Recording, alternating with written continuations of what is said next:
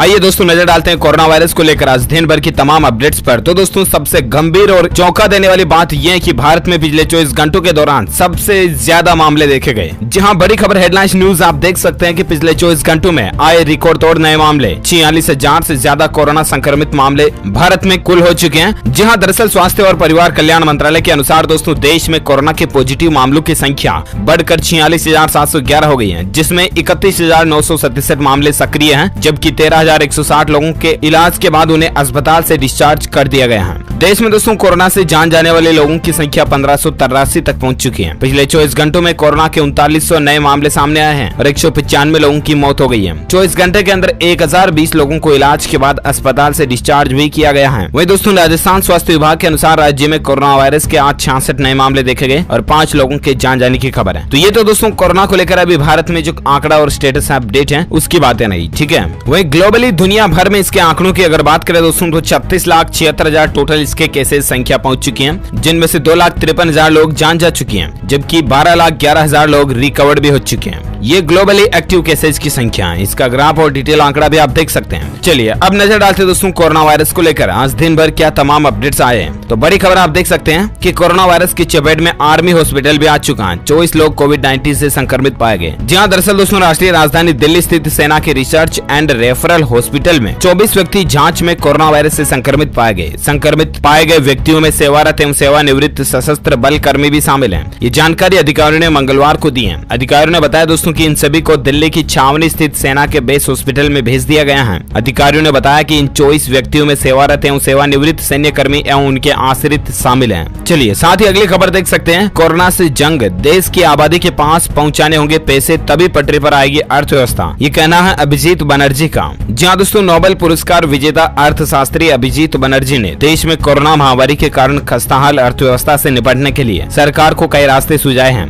राहुल गांधी के साथ video conferencing से बातचीत के दौरान बनर्जी ने कहा दोस्तों कि देश के बड़े हिस्से के पास सरकार को पैसे पहुंचाने होंगे। कोरोना और इकोनॉमी पर राहुल गांधी के मन की बात जरा सुनिए। नोबेल पुरस्कार विजेता अर्थशास्त्री अभिजीत बनर्जी ने दोस्तों मंगलवार को कहा कि कोरोना की महामारी झेल रहे देश को वापस पटरी पर लाने के लिए लोगों के हाथों में पैसे पहुंचाने होंगे। राहुल गांधी संग वीडियो कॉन्फ्रेंसिंग के माध्यम से चर्चा के दौरान बनर्जी ने इस बात पर भी जोर दिया कि भारत सरकार को अमेरिका में अन्य कुछ देशों की तरह बड़ा प्रोत्साहन पैकेज देना होगा ताकि लोगों के हाथ में पैसे जाएं और बाजार में मांग बढ़ सके। चलिए साथ ही अगली खबर आप देख सकते हैं कि कोरोना संकट के बीच शराबबंदी क्यों नहीं कर पा रही हैं दुनिया भर की सरकारें, जानिए वजह। जहां तो दरअसल दोस्तों भारत में आपने देखा होगा कि शराब की दुकानें खुलते ही कैसी भीड़ लग गई, लेकिन शराब की दुकानें सिर्फ भारत में ही नहीं खुली बल्कि दोस्तों दुनिया के दूसरे देशों में भी खुली हैं। और इसका एक उदाहरण भी आपको बताते हैं। दरअसल कोरोना के खतरे के बीच ही सर्बिया ने भी बार में शराब परोसने की अनुमति दे दी है। साफ है दोस्तों की दुनिया के देश शराबबंदी करने का खतरा नहीं उठा पा रहे हैं। तमाम नुकसान के बाद भी ऐसा आखिर क्यों है, क्यों सरकारें ऐसा कर रही है, ये हम आपको बताते हैं। तो दरअसल दोस्तों सर्बिया में होटलों के बाहर भी शराब परोसी जाती है। लॉकडाउन में ये सिलसिला बंद हो गया था पर अब फिर से शुरू कर दिया गया। इसकी वजह भी साफ है कि वहाँ पे शराब की खपत 11.8 लीटर प्रति वर्ष है।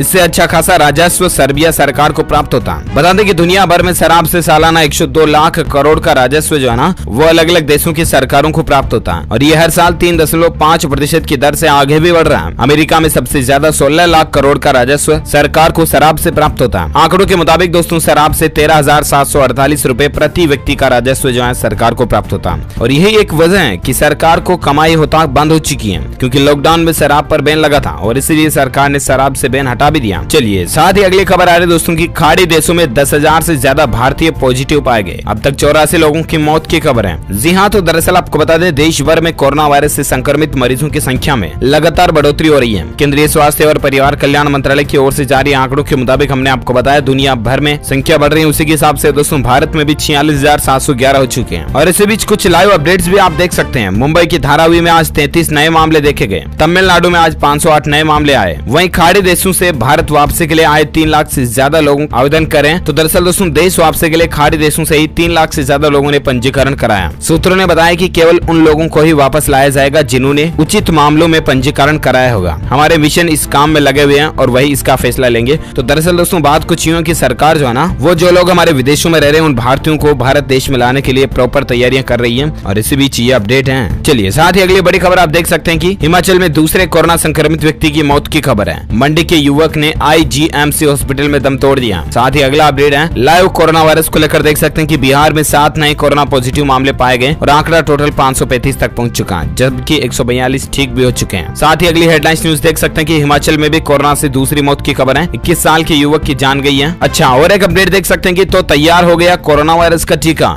इजराइल के रक्षा मंत्री का यह दावा है। जी हाँ, दरअसल आपको बता दें मानव जाति के लिए गंभीर संकट बने कोरोना वायरस का टीका तैयार हो गया है क्या? जी हाँ, इसी तरह का कुछ दावा किया है इजराइल के रक्षा मंत्री नफ्ताली बेनेट ने सोमवार को। जहां बेनेट का कहना दोस्तों कि उनके देश के वैज्ञानिकों ने कोरोना वायरस को मरीज के शरीर में ही खत्म कर देने वाले एंटीबॉडी को तैयार करने में बड़ी सफलता हासिल की है। अब इस टीके को पेटेंट कराने और उसके व्यापक पैमाने पर उत्पादन की दिशा में काम हो रहा। इजराइल के अत्याधुनिक इंस्टीट्यूट फॉर बायोलॉजिकल रिसर्च ने कोरोना वायरस का टीका बनाया है। नेस जियोना स्थित इस लैब का बेनेट ने सोमवार को दौरा भी किया। यह इंस्टीट्यूट सीधे प्रधानमंत्री दफ्तर के प्रति जवाबदेह है और रक्षा मंत्रालय के साथ मिलकर काम करता है। इजरायली प्रधानमंत्री बेंजामिन नेतन्याहू ने फरवरी में इस इंस्टीट्यूट को कोरोना का टीका विकसित करने की जिम्मेदारी सौंपी थी और मीडिया रिपोर्ट्स के मुताबिक दोस्तों इसका टीका विकसित भी कर लिया गया है। तो दोस्तों ऐसी मीडिया रिपोर्ट्स और खबरें आ रही हैं। अब असल सच्चाई क्या है ये तो या तो भगवान ही जाने या तो इजरायली सरकार ही जाने। लेकिन अगर दोस्तों वाकई में इजराइल गवर्नमेंट के द्वारा टीका विकसित कर लिया गया है ना, तो WHO यानी कि वर्ल्ड हेल्थ ऑर्गेनाइजेशन की तरफ से जब भी ऑफिशियल कोई अपडेट आएगा मैं आपको DLS न्यूज के ऊपर और एक अलग से खबर के न्यूज वीडियो में बताऊंगा जरूर। लेकिन कुल मिलाकर के अच्छा ही होगा अगर दुनिया के लिए ये टीका विकसित हो जाए तो पूरी मानव जाति के लिए ये फायदे की बात होगी। और चलिए इसी के साथ ही फिलहाल अपन बात करते हैं अगले अपडेट की। तो देख पा रहे कि नई नौकरियां नए प्रोजेक्ट। कोरोना संकट के बीच उद्धव सरकार का एक बड़ा फैसला लिया गया। जी हाँ, दरअसल आपको बता दें देश में कोरोना संकट की मार सबसे ज्यादा महाराष्ट्र राज्य पर पड़ी है, राइट। और ऐसे में कोरोना लॉकडाउन और सबसे ज्यादा संक्रमित मरीजों के मिलने की वजह से राज्य की अर्थव्यवस्था को काफी नुकसान भी हुआ। लिहाजा इस संकट से निपटने के लिए महाराष्ट्र की उद्धव सरकार ने अपने बड़े खर्चों में कटौती का ऐलान भी किया है और साथ ही राज्य सरकार ने नई विकास परियोजनाओं और नई भर्तियों पर कुछ दिनों के लिए ब्रेक भी लगा दिया। असल में दोस्तों उद्धव सरकार ने कोविड-19 संकट के चलते बने आर्थिक हालात से निपटने को लेकर महाराष्ट्र के लिए कुछ योजनाएं भी तैयार की हैं। राज्य सरकार ने खर्चों में कटौती के लिए कई प्रस्ताव भी दिए हैं। ये कुछ अपडेट्स चल रहे हैं और साथ ही अगली खबर आप देख सकते हैं कि कोरोना इटली का माफिया इस महामारी से करोड़ों रुपए कमाने की फिराक में है। जी हाँ, तो दरअसल बात कुछ यूं है कि कोरोना वायरस से दुनिया भर में लाखों लोगों की जान चली गई है। वहीं इटली का माफिया इस महामारी से करोड़ों रुपए कमाने की फिराक में है। इटली के अधिकारी लगातार ये चेतावनी दे रहे हैं कि इस महामारी में ऐसे बहुत से जरूरतमंद लोग हैं जिनके पास इटली के माफिया द्वारा दिए जा रहे मदद के प्रस्ताव को मंजूर करने के सिवा और कोई चारा नहीं है। इटली के बदनाम कोसा नोस्त्रा संगठित अपराध समूह के एक डॉन का भाई हाल ही में सिसिली द्वीप के पोलेरामो में गरीबों के बीच सामान बांटते देखा गया था। जब मैंने माफिया डॉन के उस भाई से सोशल मीडिया के जरिए संपर्क किया तो उससे मुझे कहा कि मैं लोगों की मदद इसलिए कर रहा हूँ क्योंकि लोग मुझे फोन करके अपना दुखड़ा सुनाते हैं और वो कहते हैं कि उनके बच्चों के खाने के लिए भी सामान नहीं है। एक जवान महिला मुझे हर रोज फोन कर रही है, उसके 5 बच्चे और उसके पास अपने बच्चों को पेट भरने के लिए कोई जरिया नहीं है। गरीबों की मदद करे डॉन के इस भाई ने कहा कि अगर माफिया होने का मतलब लोगों की मदद करना है तो उसे माफिया डॉन होने का एक गर्व होगा। एक दिलकश मसीहा की इसी तरह की दास्तां भी आप देख सकते हैं। ये कुछ दुनिया के हालात और चर्चाएं चल रही है। इसी बीच अगली बड़ी खबर भी आप देख पा रहे कि भारत में कोरोना का कोहराम अभी बाकी है। इस महीने में चरम पर होगी महामारी। एक अध्ययन में ये रिपोर्ट साझा की गई है। जी हाँ, भारत में लॉकडाउन 3 शुरू हो चुका है लेकिन कोरोना वायरस के आंकड़े अभी भी लगातार बढ़ रहे हैं और इसका चरम पर पहुंचना अभी बाकी है। कलकत्ता स्थित Indian association for cultivation of science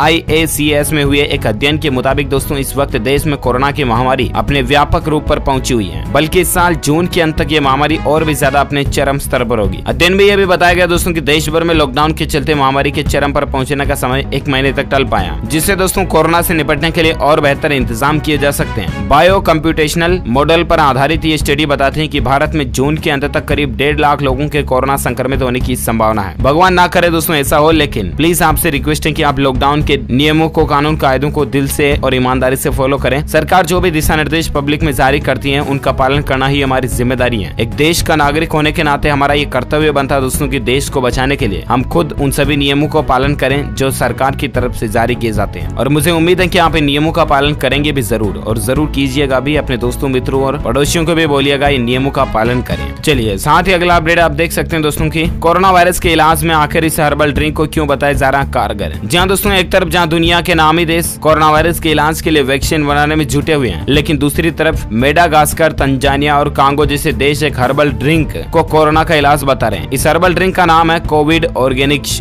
जिसको लेकर 3 देशों के राष्ट्रपतियों का दावा है कि ये कोरोना के इलाज में कारगर है। बीबीसी हिंदी में छपी एक रिपोर्ट के मुताबिक मेडागास्कर के राष्ट्रपति एंड्री राजो एलिना ने पिछले महीने ही अप्रैल में कोरोना के इलाज के लिए हर्बल टी और हर्बल ड्रिंक का आधिकारिक नोटिस लॉन्च किया था, और उनका दावा है कि हर्बल ड्रिंक से कोरोना वायरस का इलाज और रोकथाम की जा सके। इतना ही नहीं दोस्तों, उन्होंने Malagasy institute of applied research में भी संबोधन के दौरान ये बातें कही थी। और साथ ही अगला अपडेट देख सकते हैं कि कोरोना वायरस पर एक बचाव, दूसरा सोशल डिस्टेंसिंग से ही स्वीडन ने कोरोना संक्रमण का प्रभाव रोक दिया। स्वीडन देश में दोस्तों ये बहुत ज्यादा कंट्रोल हो चुका है, और भारत में भी अगर हम सोशल डिस्टेंसिंग के नियमों का पालन करें, मास्क लगाए रखें जब भी घर से बाहर जाएं, तो इन नियमों के द्वारा कोरोना को लड़ सकते हैं और खत्म कर सकते हैं। उम्मीद है आप भी जरूर इन चीजों पर खरा उतरेंगे। वैसे दोस्तों आपके राज्य में अभी कोरोना वायरस के कितने मामले चल रहे हैं मुझे नीचे कमेंट करके बताना जरूर। और साथ ही ये वीडियो अगर आपको अच्छा लगा तो इसे लाइक कीजिए, शेयर कीजिए अपने दोस्तों के साथ फेसबुक और व्हाट्सएप पर। और अगर आप DLS न्यूज पर पहली बार आए हैं ना, तो चैनल को सब्सक्राइब करके बेल आइकन जरूर दबा देना, ताकि आपको रोजाना के ताजा अपडेट्स तुरंत मिलते रहेंगे। Thank you, take care, good bye, जय हिंद, जय भारत, वंदे मातरम।